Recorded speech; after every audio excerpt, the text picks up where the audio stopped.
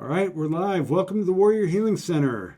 I am Tim, and I'm very proud to be here today with our mayor, Colonel retired, current mayor, McCaa. Thank you, sir, for coming in. Tim, it is a wonderful, it's a wonderful day, first of all. Yes, it is. And it's a wonderful time just to be here with you in the Warrior Healing Center. Just come by. I want to do this, actually, Tim, I want to do this monthly. Because I know I haven't been here in a minute. Came by. You're a busy man. We know you're a busy man. But I want to make sure that I reach out to Tim and the Warrior Healing Center because they are a needed resource here in Sierra Vista and Cochise County. Y'all do so many things. But Tim, I just wanted to come by, tell you a little bit about what's going on in Sierra Vista, and also. Sierra Vista, I want Tim to just inform us, the city of Sierra Vista, on the programs that he has going here, because most of Sierra Vista probably doesn't know that Warrior Healing Center does so much. My eyes has been open, and the things that they do, I don't know how you sleep, man. Well, you're the busy one. We're just here chopping wood, but thank you for That's what we say. We just chop wood every day. But yes, sir. I appreciate you saying that. We've got over 100 volunteers here from the community, and I should say everyone here is a volunteer, including me, including Kathy, our director. Andy, Evie, our deputy director, our volunteer coordinator, and about 100 other volunteers who are here every week, donating their time, making great things happen. Where, the big idea is that as a community, we can take responsibility for our veteran families. Yes, sir. Yes, and when they have a problem, they have a place to go, and then we can work together as a community to get them the help that they need. So that's what we'll show you a little bit about, is what that looks like. Yes, sir. But we definitely want to hear what you have going on and get your message today. Yes, sir. Yes, sir. Well, from the city of Sierra Vista, we're doing and we're getting into this Thanksgiving, Christmas time, which usually, when it comes to veterans, it's a little depressed. Right. Yeah. So the holidays are tough. Holidays are tough. Mm-hmm. But we enter into the holidays, and Sierra Vista, here's the things that we got going on. So a recent feasibility study found out that we have great potential to be a space industry in Sierra Vista. We have Black Star Orbital coming in, and they're at the airport, and they are an industry where they receive space drones. Really? They launch drones into space, release the satellites, and they retrieve those drones. Wow. And Sierra Vista, they have selected Sierra Vista to be a spaceport to receive those drones back from space. And the city plans to pursue an FAA spaceport re-entry site operator's license and hopes to be the third re-entry space site in the nation, in the first in the western part of the nation. So we're trying to put Sierra Vista on the map. Black Star Orbital is coming in. They're a great company, high tech guys, really really smart, and we just want the community to know that we're going forward, we're pushing forward, trying to push that envelope a little. And recently, our own Governor Katie Hobbs came down. She visited the San Pedro House, the San Pedro River, and she announced a couple weeks ago that she is giving $1.5 million grant from her office to support the Coyote Wash Storm Recharge Project. What a great opportunity we have to save our San Pedro River. And this is one of several recharge projects designed to protect and support the San Pedro Riparian National Conservation Area. So thank you, Governor Hobbs, for granting us $1.5 million as we push forward to just make sure we save our resources here in Sierra Vista and in Cochise County. Also, Tim, we have a new golf center. Yes, heard a lot about that. Yeah, so our golf center, which is called the Sierra Vista Golf Center at Pebble del Sol is hosting more free golf clinics for ages 3 to 18. It's not free to us because we're over 21. Speak for yourself. You're probably 22. But these clinics, designed for 3 to 18, provide golf instructions, and they're given all supplies, the golf clubs, all needed supplies that they need to practice. And you can register online at SierraVistaGolfCenter.com. And it's going to be a great opportunity to get your young ones out during the Christmas season, during the Thanksgiving season, while they're out from school, and just take up the sport of golf. It is amazing. And beginning on Tuesday, November the 11th, our swimming pool will expand its operating hours, and it will continue to operate throughout the winter since we have no scheduled maintenance. So go on SierraVistaAZ.gov and see the expanded hours. We have Monday through Sunday expanded hours for you, the community, so you can come enjoy the Cove. Now, we're going into the Christmas season, and the ice skating rink is coming back. Do you ice skate? No, but I'm fascinated that there's ice skating rink in southeastern Arizona. I was impressed that we had professional hockey here at one time, but this is amazing. Yes, sir. So we're gonna do it another year. It will return at Veterans Memorial Park, and it's open in conjunction with the annual tree lighting and the holiday market on Friday, December the 6th. And new this year to the rink, we'll have weekend nights, and also we're going to have a fire pit. We're going to have tents out there, party tents, and you can do private rink rentals. So it's going to be a lot of amazing activities for youth as well as families. It's going to be family oriented. If you want to learn more about it, go on SierraVistaAZ.gov /winter/magic. And last but not least, the city will be hosting our first ever New Year's Eve party in the park. It's going to be great. That's cool. It's going to be on Tuesday, December 31st from 7 p.m. to 7 p.m. to midnight. So you can join us. Come on down.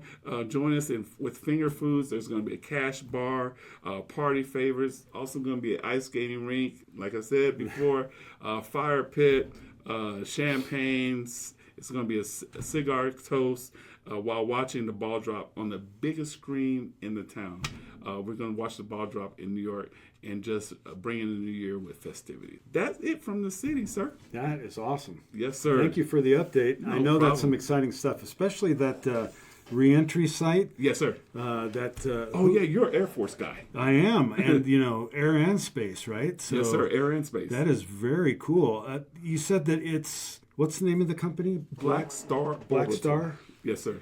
And when they come here, I assume that represents a huge potential for jobs and employment? That's a huge potential for jobs. They're bringing at least, they're bringing at least 50 jobs with them. Yes, sir. Nice. They should. So the CTO is here. He is on the ground, and the conglomerate of employees should start filtering around the last of 25. Wow. Yes, sir. That's exciting. Yes, sir. It's that is very cool. Very exciting. That's some good business for the community, I'm sure. Yeah, definitely. And we'll look into too if they're a veteran-owned business or if they're into veteran hiring and stuff like that, because it'd be really good to connect with them and make sure. Definitely. We've got Arizona at Work here on site, and I'm sure they will be connected with those guys. But it'd be neat to have like a pathway for guys looking for employment to be kind of like what we do with some of the other groups here that are veteran owned. Just veterans looking out for each other in business, and particularly veterans who are interested in starting their own business. Oh, we have. And you have those. So you have actual classes that help veterans. Well, it's more like a mentorship type thing. So we've got a group of all the veteran-owned businesses that we can find. Yes, when we started this several years ago, back in 2018, nobody had a list of the veteran-owned businesses in town. Yes, sir. The city didn't have one. The Chamber of Commerce didn't have one. Even the veteran business, advisory group or whatever that's in town, they didn't have a list of them. And so we kind of started on this project of, let's reach out, find out who the veteran-owned businesses are, create a group and help them to support each other, kind of share notes on how things work. Like I said, mentorship. Like and peer then, support. Yeah, exactly. And then when veterans want to start a business, they'll have like a team they can go to and get advice and ask stuff questions. like that. Exactly.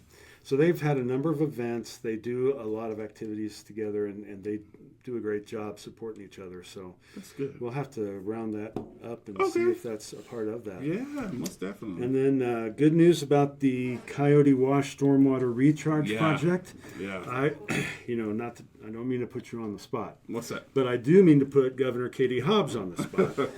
Because a lot of people don't know that the state of Arizona in the last 2 years has given out large numbers of dollars, state dollars in grants. But this year, they gave $0 to Cochise County veteran organizations in their grants. And statewide, they gave $0 for veteran suicide prevention. The state of Arizona doesn't have any money budgeted for veteran suicide prevention. And yet, the numbers would suggest that we need to do that because even here in Cochise County, our veterans are committing suicide at nearly twice the rate of the average for the nation. Yeah, so we've got a huge veteran suicide problem, and it's recognized that Arizona has a huge veteran suicide problem. Yes, sir. But Governor Hobbs, all your grant money is going to Maricopa County. It's not going to rural Arizona. And the CDC will tell you that the people in rural areas are at a much higher risk for suicide. Why? Because resources are thin, Yes. and because isolation is really the path of suicide. That's what we work on here, is try to get people connected with community activities and build community relationships, because that's the ultimate antidote to veteran suicide. When we're all standing together as a community and we face our problems together, then people don't kill themselves. It's when they're isolated and they're not getting help and they feel alone and they feel like they don't want to be a burden to their family or they don't want to be a burden to their friends. That's where that crisis takes place. So Governor Hobbs, our challenge to you is to get that money out to rural Arizona and get it out in suicide prevention for veterans, because our veterans are suffering at a higher rate than the rest of the nation. And really, this is a bipartisan issue, right? There's no partisanship to veteran suicide. There's no reason not to do that. And I'm not saying that the people in Maricopa County aren't doing good things, but it's disproportionately going to the major metropolitan areas. And so our challenge is, in good spirit, in good fun, let's get that stuff out to areas like Sierra Vista, like Cochise County, because that's where our veterans are isolated and don't have the resources that they have up in those metro areas. So yes, sir. That's a good point. That's our primary interest there. Okay. So what I'd like to do is kind of take everybody through our new tracking tool, our new data stuff that we have put together to really explain what goes on at the Warrior Healing Center. What are these 100+ volunteers up to? What are they doing? And are we creating an effect? Are we having an impact? Because ultimately, we don't care about, the Facebook deep stuff. We want to see results. How are we impacting the veteran families of Cochise County? And more importantly, how are we preventing veteran suicide? Because as you know, it's very hard to say whether or not you've prevented a suicide. When you think about it, it's counterfactual. Suicide, once you know about it, it's too late. So how do we even track? How do we even measure? Are we having an impact? And that's one of the things we'll get into here. Okay. So I'll take you to our website. We have this on the web where anyone can go to and see Warrior Healing Center statistical information. And it's detailed tracking since January 1st of 2022. And what this does is it gives us kind of a snapshot of all the stuff that goes on here and how we interpret that data, how we view that from a prevention of suicide standpoint. So first we'll take a look at, this is our sign-in statistics. This is saying since January 1st of 2022, we've had 34,697 total sign-ins at the front desk. And what this part tells you is, what's that breakdown look like? What are they coming here for? So we have about 50 different organizations, activities, and groups that use the Warrior Healing Center to support veterans and other, community activities. So the number one thing that people are using the center for is meetings. Those meetings are everything from the Vietnam Veterans of America to we have the tax preparation service that AARP does here every year to provide tax support for free. They have meetings here, everything in between. So that's our number one utilization point. Number two is what's important to us, veteran assistance. Yes, sir. So you're tracking January 1, 2022. Is that when you actually started here, or was there a time before that this number might be higher? That number is definitely higher, but that's when we started doing the sign-in thing and keeping track of that data. Because really what happened before January 1st, 2022, we talk about we were running downhill with scissors, with our hair on fire. There was just too much going on trying to put out fires and be responsive to immediate stuff for us to really get into the data. Okay. But it dawned on us that without data, we really can't make good decisions. True. And we really can't represent to the community what it is that's actually happening here. Okay. Because our objective is to make this community owned. We want the Warrior Healing Center to be community owned. We don't want it to be the Coca-Cola Warrior Healing Center. Mm-hmm. No offense, Coca-Cola, especially Swire. We appreciate all you do for us. But the idea is that if it's not corporate and it's not government grants that run it, because all that stuff comes with strings. Understand. We think that if we have micro donations from all around the community, so we have a community ownership, then we can be responsive to veterans' needs instead of those strings that are attached. And when the community owns it, and you have a new neighbor move into your neighborhood, and you see they're a veteran, they've got their Army bumper sticker or their Navy bumper sticker, you're able to go to them and say, hey, something we do here is this Warrior Healing Center thing. If you need anything, if you're looking for a job, your spouse is looking for a job, you have things, there's a place you can go. That's right. Mm-hmm. One-stop shop. And so that is really our message is we want everyone to know what's going on here, be able to understand how and why we do things from a community perspective, and really feel a sense of co-ownership. That's outstanding. Yeah. And these are not all the programs here. These are just This is just a snapshot of the people who came here and they signed in. This is what they said they're signing in for. All right. So we give a whole bunch of options that they can see. And what are you here to do? Who are you here to see? And they bend these into these general categories for us so that we can see, top level, 30,000 foot view down. This is what's going on at the Warrior Healing Center. How many people are utilizing the space? How is it being used generally? And that's what you can see. And this website is live. So whenever somebody comes in and signs in on the kiosk, that data is binned that day and then gets updated to this. So this is very much live data. And you can, while you're at home, get on your web browser and see how many people signed in at the Warrior Healing Center yesterday. That's our intention, is to have this be a real-time live data capture of what's going on. And do you have data to track how many people hitting your website to look for these opportunities? Absolutely. We are analyzing that data from a social media standpoint as well as from a website. Oh, excellent. Okay. That's, very much the big idea. So next we'll look at because you notice back here, if I can just point out that veteran assistance is our second biggest reason for getting it. This meetings covers a lot of stuff, right? Yeah. But the number 2 reason why people come in here is for some form of assistance. Okay. So what we're going to do here is take a look at a couple of different layers of assistance. So we've had 3,863 formal requests. So this is where someone comes in. It's not signing in on the kiosk. After they get done on the kiosk, they say, I need assistance with something.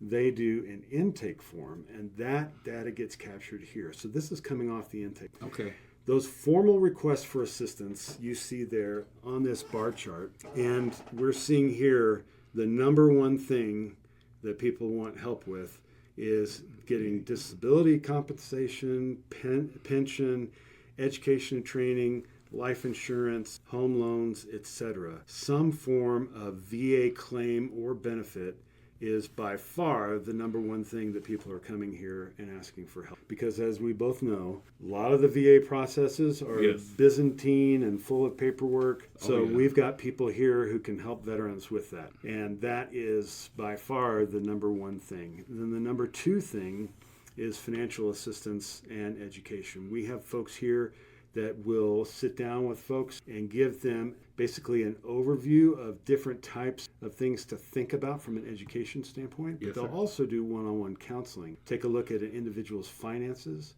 help them build a budget, help them understand where their money is going, and help them to just plan better to help people avoid financial crises. And then the reasons for assistance requests go down from there. But one of the key takeaways is this aspect right over here. We ask everyone who makes a formal request for assistance to measure their personal level of stress. And it's these, these different colors. And the important part is the red and the orange.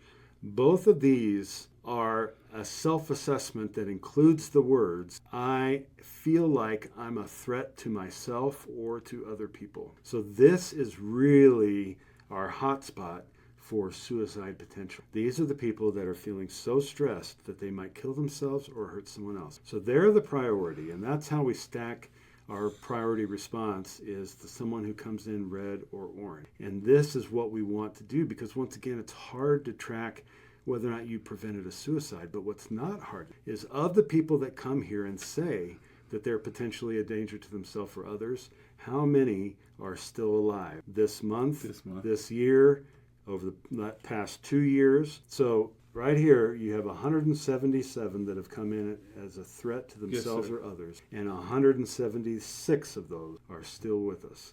We had one unfortunate that they were in a different state and we weren't able to respond to their needs and they didn't make it. But the good news is that the vast majority of folks who came in at that level of stress are still with us today. And when they hit this toggle or hit this link, does it send an alert to the case managers that they are in dire need of assistance? That's the technology we're building because you and I have talked about this before. It's like it frustrates me that I can play fantasy football on Yahoo, and if Derrick Henry twists his ankle, I get an alert right now. Derrick Henry twisted his ankle and he's questionable for Sunday. Yes, sir. And it's like, I got to get Derrick Henry. Right? He's injured. But if a veteran is feeling suicidal, I don't know about it. I can't get an alert on my app. Nobody in town gets an alert on their app. If they ask for help, no flags go up anywhere. Now, the VA has a flagging system, but that's internal to them. It's not community. What we're building is the community reporting mechanism so that when someone comes in and hits red, right now when they hit red, we have eyes on it. Yes, sir. But it's not automated to the level that we want it. We want your phone, my phone, Kathy's phone, everybody in the chain's phone to get that alert as soon as they click enter. Hey, you've got a potentially suicidal veteran at the front desk right now. Just like that SOS alert everybody gets. Exactly. Okay. And, think of it as, how they have amber alerts and silver alerts? We want a camo alert. Where we've got a veteran who is in trouble and the right people are getting that notification so that we can respond appropriately. We're not there yet. We're still developing it, but we're close. Really what we're trying to do first is make sure that we're established on our data capture, that we're understanding exactly what's going on, how it's fitting in, and the objective is to move those people, those 177 people who are red and orange, how do we move them back to green. Right? So building the process that deliberately takes them step by step from red to green. And then once we get them there, how do we make sure they stay there? We have a robust follow-up system. So we have this chain that gets them from red back to green, and then a consistent follow-up system so that this year, next year, the year after that, somebody's calling them on a regular battle rhythm and saying, how you doing? How you been? Do you have new problems? Whatever else. Because it's hard enough to get veterans to ask for help. It's even harder to get them to ask for help a second time. You're right. So we need a robust follow-up system to make sure that they stay green or yellow, not moving towards orange and red. But that's kind of the process picture that we've built here. And what we're trying to move from this kind of nascent level analysis to real-time level awareness. Right now we have the level of analysis that makes us aware and we're able to be responsive to it.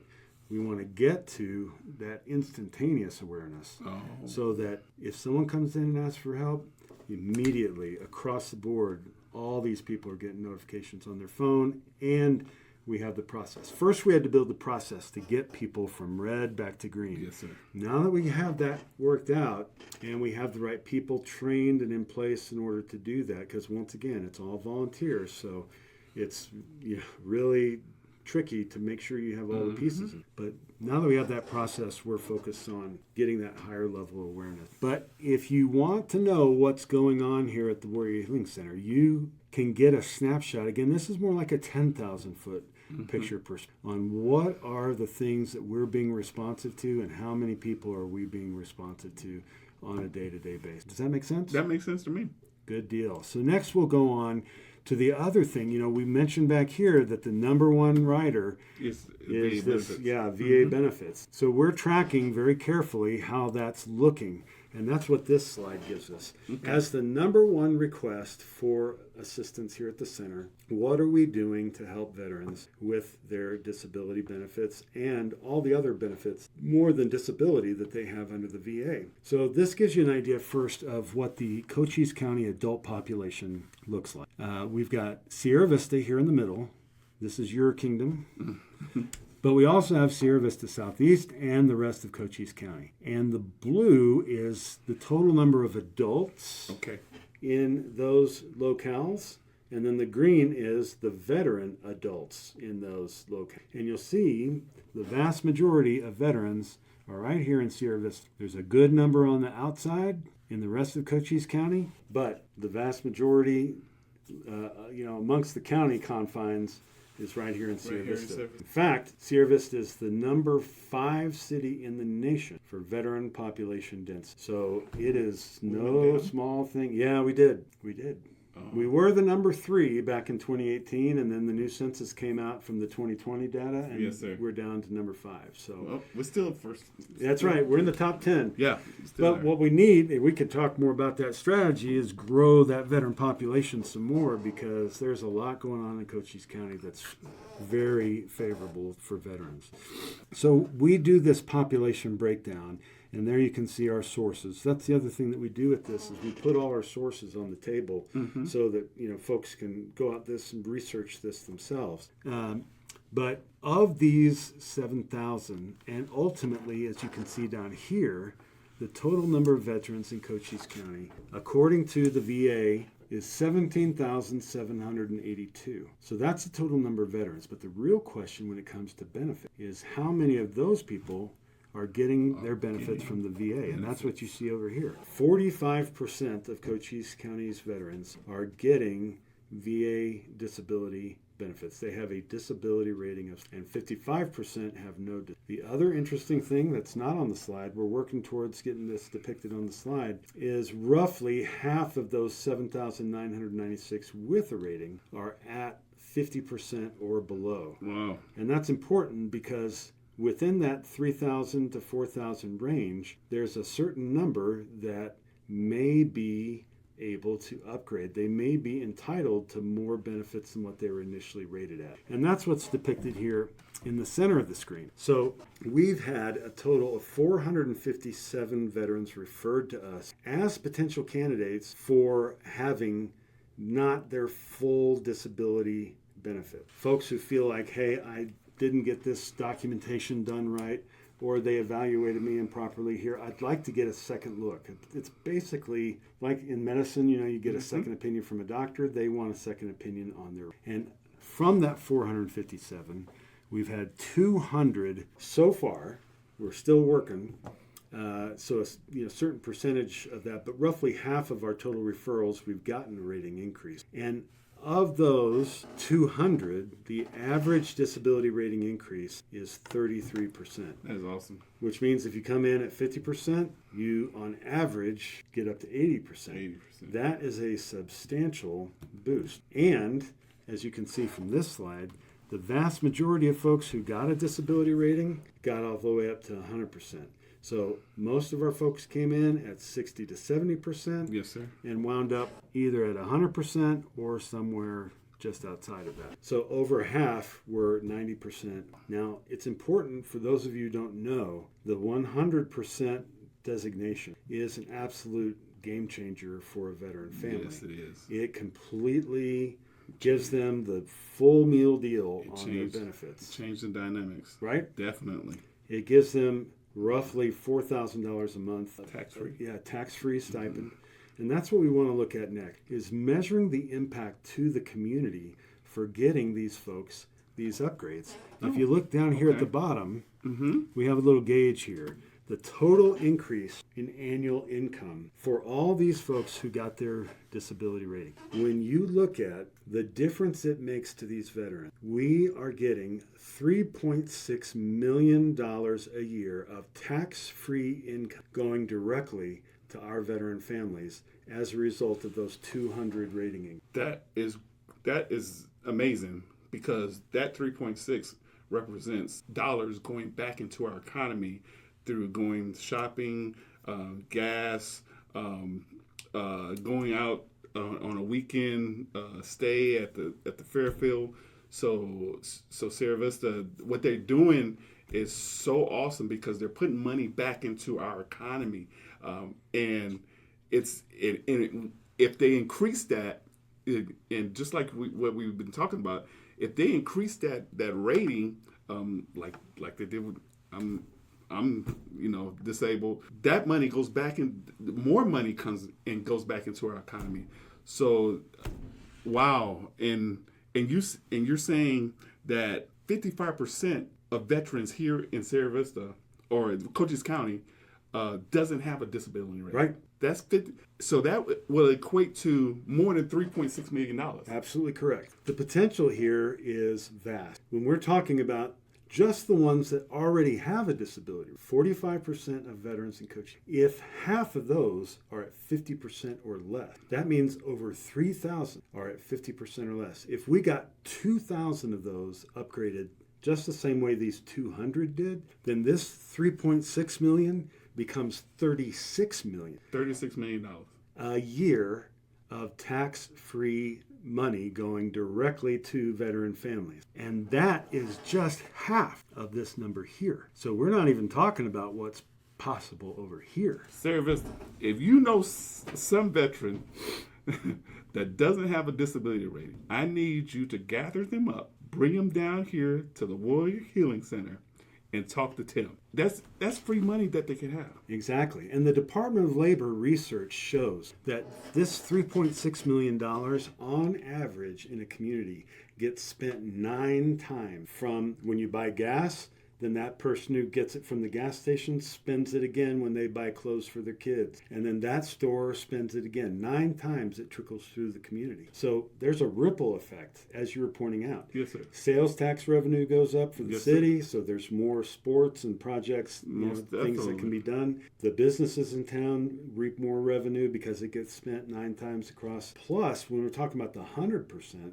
think about this, Cochise College. A veteran who gets a 100% rating, their spouse and their dependents get a 4-year college or vocational education paid for by the VA. So that means they can go to welding school, or they can go to Cochise College and get a degree. They can go to U of A South and get a degree, or they could go to a flying school and get a pilot's license, right? That's what I'm doing. Right. Yes, sir. He's Sierra Vista. So this is information that we need to know about, because there not only that the monetary benefits, there's so many educational benefits. There's they can come in and redo your home, right?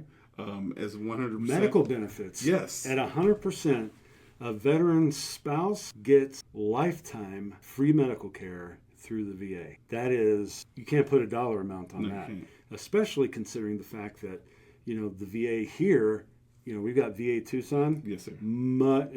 Amazing, yes, sir. Amazing services. And the CBOC here, yes, amazing services. Yes, sir. So in the important part of this, because we'll hear people talk about, well, there's no mental health resources here, or there's no ears, nose, and throat specialty here. The last one's closing down. Well, the reason why you don't have those things here is because there's no funded demand for those services. So the more people we can get that have those benefits, that have paid for money behind them from the VA, then an ear, nose, and throat doctor says, look at how many customers there are down there that they have the benefit. I should move down there. There's a need. There's a need. I'll get paid if I move down there. There's a business opportunity. So the more people we empower with these benefits, the more demand there is on the system.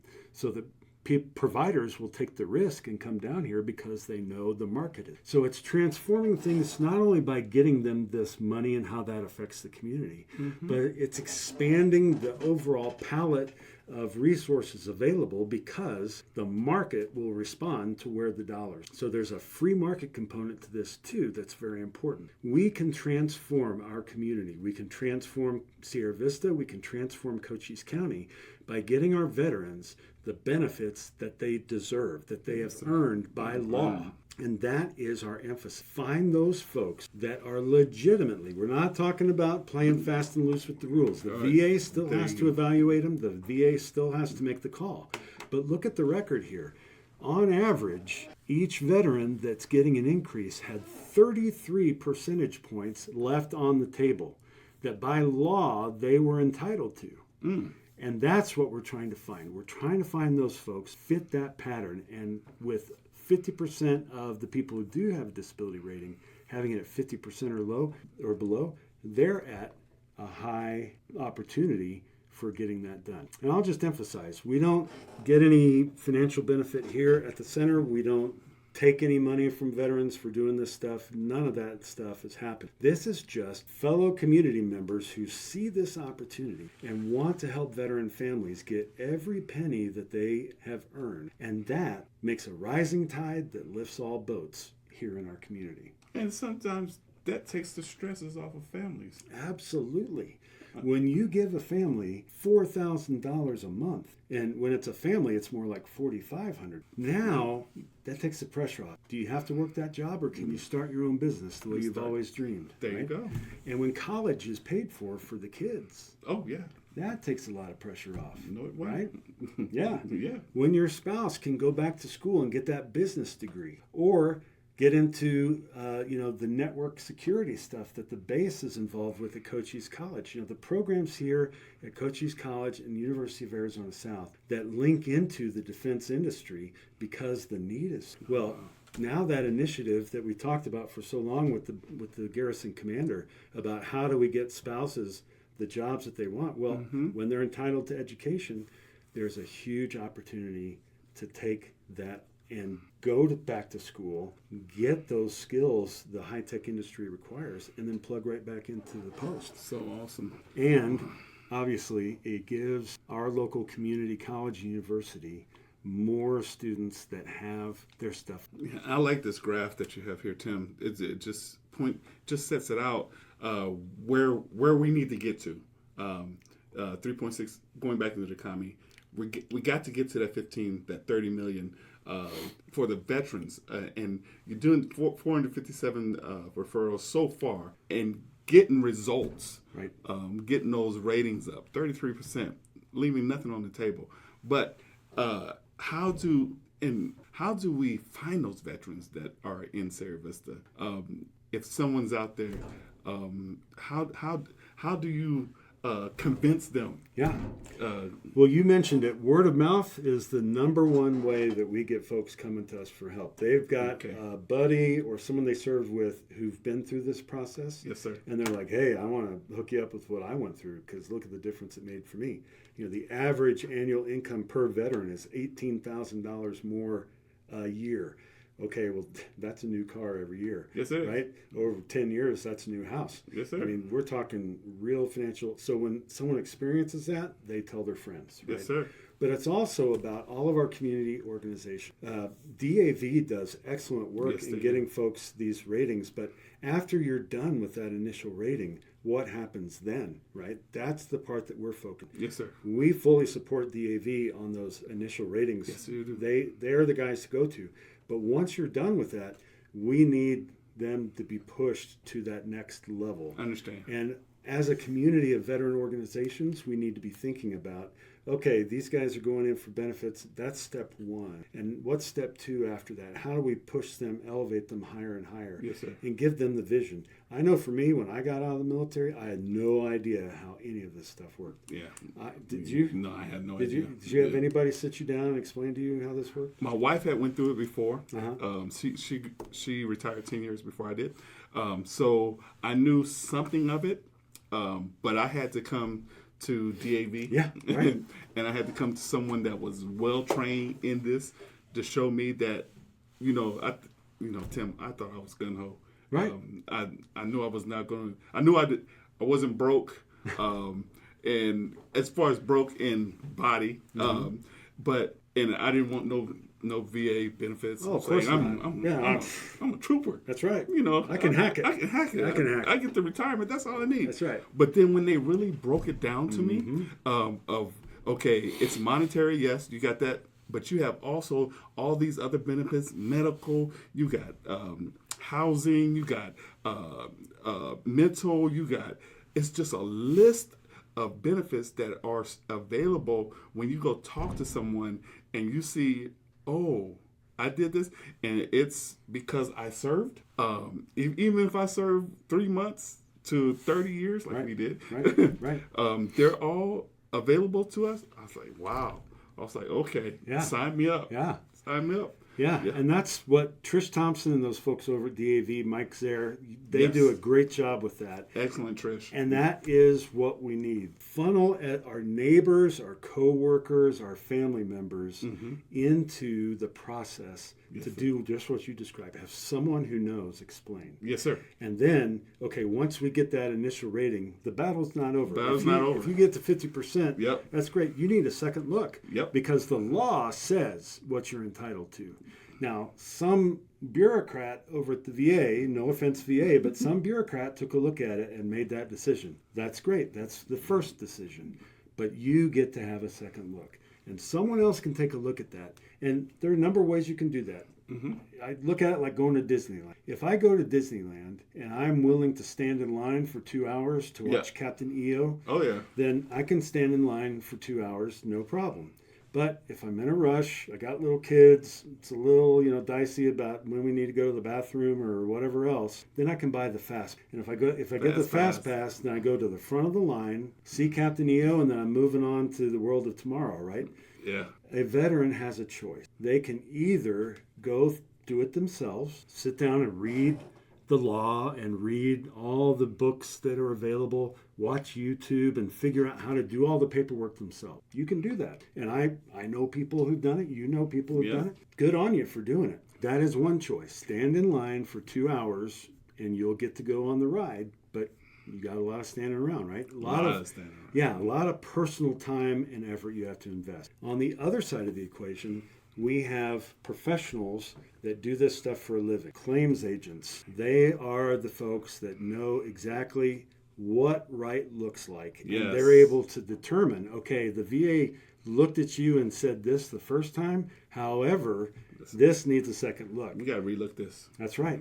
And that's why we have cultivated relationships with claims agents. There's not many in the state of Arizona. That's one of the tragedies. Is the state of Arizona only has a handful of claims agents that you can go to outside of, and then it's really slim pickings even inside. But we've got a good partnership with one in Tucson, who's a really great lady, and we met her at a stand down event, and we've been talking about the best way to make this process work for our veterans.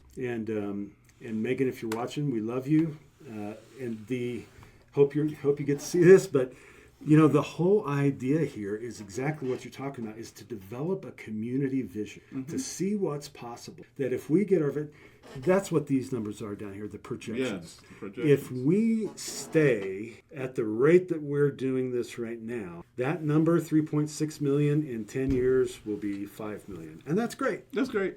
But it could be better. It could be better if, as a community, we develop a vision and we go out and we bring folks in and we develop a battle rhythm on how we do this as a community. Well, as I said, if you make this number 200 up here into 2,000, then this number goes up, hypothetically, by tenfold. So now that's 36 million. 36 million. Right. Every year, tax-free, meaning the feds don't tax it.